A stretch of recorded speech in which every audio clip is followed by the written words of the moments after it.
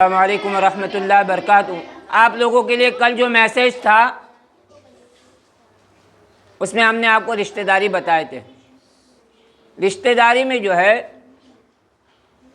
सबसे पहले हमने आपको जो है करीबी रिश्तेदारी जिसको हम महरम कहते हैं। औरतों के लिए महरम मर्द है, मर्दों के लिए महरम औरतें हैं।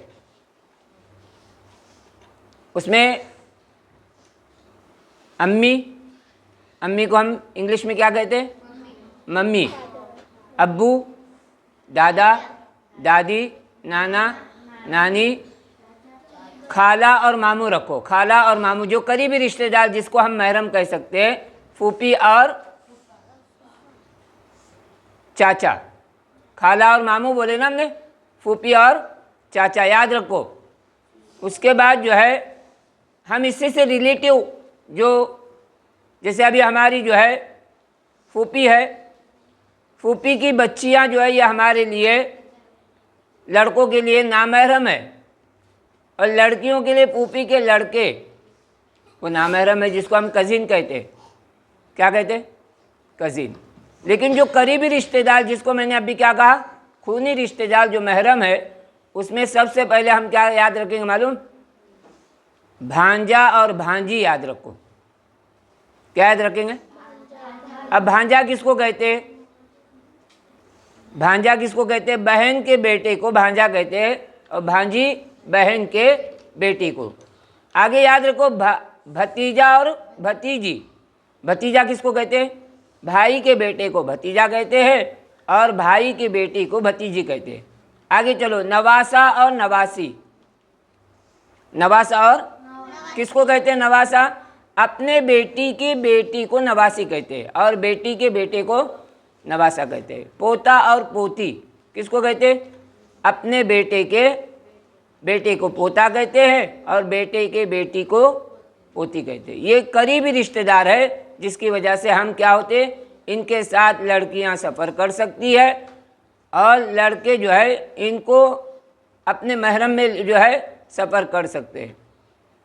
आज का मैसेज समझ में आया? ये रिश्तेदारी बहुत ज़रूरी है।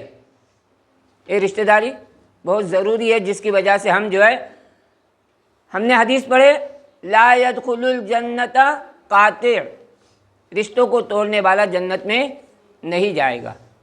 बात समझ में आ रही? चलो, ये आज का आपको मैसेज था। इसको हम रिश्तेदारी को बहुत करीबी जो रिश्तेदारी है उसको हम ध्यान में रखेंगे।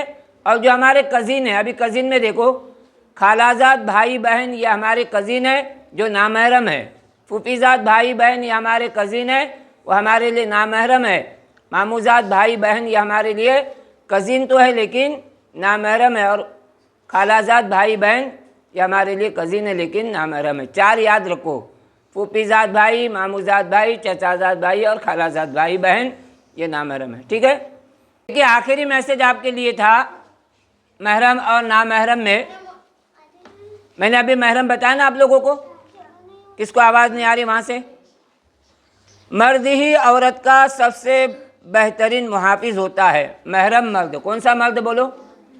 महरम मर्द ही औरत का सबसे बेहतरीन मुहाफिज होता है। इसलिए बचपन में बाप, जवानी में भाई, फिर शोहर और बुढ़ापे में बेटा, ये सब ज़िंदगी भर उसकी हिफाजत और पासबानी का फरीज़ा अंजाम देते हैं। इसलिए हम कभी भी सफ़र करेंगे ना कहीं भी, तो किसके साथ करेंगे? महरम मर्दों के साथ करेंगे। नामहरम अभी मैंने आपको बताया ना, कज़िन लोग, इनके साथ सफ़र नहीं करेंगे। हमारे यहाँ पर एक घर में रहते हैं, घर में रहते, जिसकी वजह से जो है घर के मर्दों में हम फ़र्क महसूस नहीं करते। अरे वो मौलाना हमारा सगा चचाजाद भाई, हम लोग एक ही घर में रहते, एक ही साथ हमारा खाना उठना बैठना होता है, लेकिन जब बड़े हो जाए तो ये हमारे लिए नामहरम है जिसके साथ हम सफ़र नहीं कर सकते। बात समझ में आ गई? आज का मैसेज आपके लिए समझ में आ गया? ये रिश्तेदारी को बहुत, जो करीबी है उसको बहुत निभाना है, और जो दूर के है जिसको हम कज़िन कहते हैं उनसे हमको बहुत बचना है।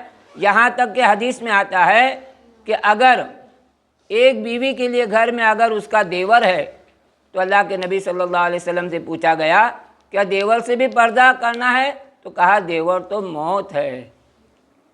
क्या कहा, जुमला क्या है बोलो। देवर, तो देवर किसको कहते हैं, कौन बताएगा। हाँ, पति के भाई को देवर कहते हैं। उससे जो है बहुत क्या करना, एहतराज यानी परहेज करना है मिलने जुलने से। बात समझ में आ रही, चलो ठीक है।